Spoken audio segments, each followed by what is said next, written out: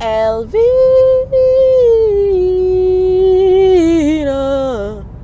why did you have to go away? I need you today. Dumelang maseve this week, or this past few weeks. I've been with this car for quite a while now. I am in the Mercedes Benz A200, A-Class A200. Very nice car, very premium, very expensive.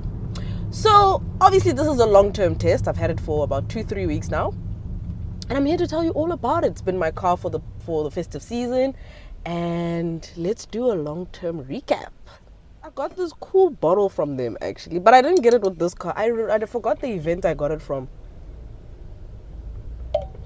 So I'm gonna tell Levatiga, and I'm good to go. So I have like different bottles. It's like gotta get flasking, Anna, because when I put in tea, the tea stays hot for 27 hours, and when I put in cold stuff, the stuff stays cold for 30 hours. Man, Mr. Van, whoa. Like sometimes Ranger drivers, nah? Like sometimes but the Ranger are bullies. I'm so sorry, but they are bullies. Anyway, let's get started with the exterior of the Mercedes Benz A-Class. So the A-Class is a very pretty hatchback, very beautiful car. I think one of the most beautiful premium hatchbacks you can find on the market right now. I can't fault it. You have this diamond cut-esque kind of grille, the large badge. They redesigned the headlamp so it looks so beautiful. There's blue accents on there. These very intelligent LEDs. And it sits on these large 19 inches. It just looks like it's hovering. Oh, it's pretty, man. I think this silver also just makes it pop. I think this is the color to have. This very bright, this very expensive kind of silver. At night it just looks so beautiful. You also have the rear. And for me, actually, guys, this car looks like a Kia Cerato hatch. I've seen it and I was like, okay, the rear does look like a Kia Cerato. And I was like, it's actually a very, very, very pretty vehicle. I mean, I love it. I love the way it looks on the outside. And I think it's just, it's stunning. Okay, now let's move on to the interior. The interior is obviously very similar to the A35's interior, right? You don't have that large screen that you find in the GLC and the C-Class, that large tablet kind of screen. It's that infotainment system display that's actually mounted onto the dash, which I actually like because it's a bit more functional than that big one, because it declutters the car. I really like this interior a lot more. Plastics feel quite good. I always complain about Mercedes quality, but this interior is actually the one to have, because it just feels good. It's ergonomic, it's very nice, it's very easy to use. The fact that you have electric seats on this one, actually quite cool. You have memory seats also, very functional. Your climate control buttons are just the normal buttons, so it's a very, very airy and a very cleanly laid out kind of interior. You know, you have you have Apple CarPlay, Android Auto, all those things, and I think it's nice. The only thing that I'm not a big fan of is these touch haptic buttons on the steering wheel. I've experienced it in also some VW products. I think the Golf 8 and the Polo G, like the top spec, they are now moving into this thing, these touch haptic kind of things, and I get it frosted. I don't like them. I need conventional buttons on my steering wheel. I don't like these touch kind of things, right? And then also your center console, you have your cup holders there, you have your wireless charging bay, you have a USB-C port up front, you have your USB-C port here in the armrest, where there's storage space in here where you can find also like more ports, more USB-C ports, and also the conventional. I don't think there's a conventional one. I have an adapter actually that I use that comes with Mercedes Benz. And I mean, also this thing in the middle, also this, like, it's a bit jarring, because I don't know, your volume button is down here, great, it's a bit of a swivel knob, which is nice.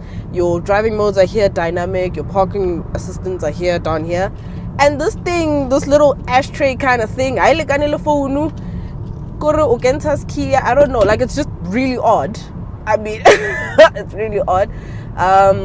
And then obviously in the rear you do have more ports, and you have a net as the storage just behind the seat. So I think in terms of the interior, it's very nice. You also have a sunroof.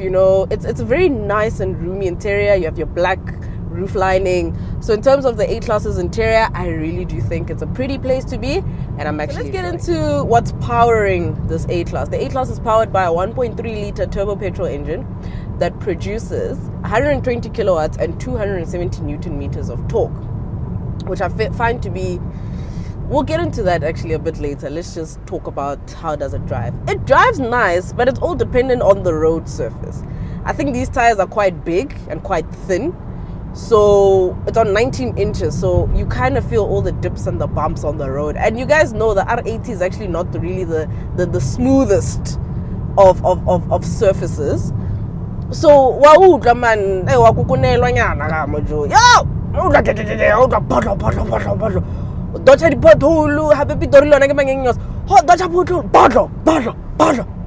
and you just feel everything going up your nook and cranny and going up your bum. I think that's the only drawback, especially when you're driving. But other than that, it's actually quite well insulated, and it's actually seemingly quite comfortable. I mean, I can sit in here for quite a while and not feel too much discomfort. But it's just those things that I've mentioned, and I will actually get into all of those other things into the verdict. So if you've made it this far, thank you so much, but we are going to the verdict now. What does Riba think of her long-termer Mercedes Benz A200 AMG? First things first, we can't deny Kili sweet, cheap, very beautiful, Kili boss Davy, stunning, love it. I mean, I love it. I think it suits me. I think I look good. We take a shot of never full or LV cappuccino and talking as bigger than sellers as this is bigger than sellers am 70,000. Lele Zaz, I get a frontal sellers am 16,000 and talking. You know, get those girls. One time, get cheap. Yeah, cheap camera cheap. You get it? Got it? Good. So, so you're like a cheap, Joe, like absolutely beautiful, but it's a car that I get frustrated if I do one. If I use it, I'm not making sense of it.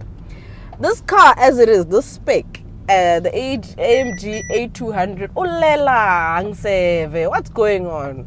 Talk to me, man. Don't cry. Okay, those are all the safety aids. This car is priced at this one. A200 AMG is 855,000 rand. That is a lot of money for, quite honestly, very little car. This car is small, guys. This car is small, and if you're buying into this car, I'd recommend that haunabana total. Fela or kwena fela like me, like it's perfect for me, key one. Because the reason I say it's small, magents, and then so it was a full house in here, full occupancy, like 5. And guys, boys are very tall. Let's just put boys are tall. Neki kudupani because back occupants varejo reba aranna pila jo isa siti go pila. Kore ke he mangwela ka a tshwere this cabby hole thing. Mangwela kentse so kentse nkaro is ke pitlahane in the front. Cause bona banna pila nke ba batelle. So full occupancy, like with adult, it's very tricky. So long distance o tlo kokonelo o tlo nna like o tlo ipofa o ka se nne nothing. So in this car, it's very small inside. It's very cramped. Like it cocoons you. It's very, very small. So I wouldn't recommend it if you have kids or you have a family. Second thing, consumption of the fuel is quite high. I'm doing 7.7 liters, whereas Mercedes-Benz claims 5.8. And for a car this size, I think it's a bit ridiculous. I think 7.7 is SUV territory. The consumption is too high. And yes, we can say, yeah, it's a petrol engine. Now petrol so like MRP. It's a bit high. Like the consumption is a bit high. I do have a long-term Sportage. So heke kawata yaka mohusna gazolgam. Sportage. Because in the Sportage I was doing about 5.8 liters. Although that Sportage is a diesel, it's a little bit better. It's like I'm doing like 5.8 or even less in terms of consumption. So consumption, yeah, this car is quite crazy for me. It's a bit high. So those are the only two things that I have quarrels with in terms of this car. Other than that, I think it's fine. It drives okay. Yes, there's a bit of turbo lag when you put your foot down.